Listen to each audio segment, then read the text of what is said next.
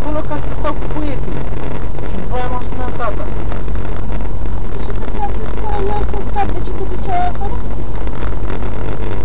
Pentru că m-a sunat, mă duceam acolo să fumez o țigară, de ce?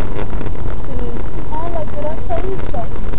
Așa zice, am zis că am fost să merg până la Leam. Trebuie să-i dai pixel la cu băieții.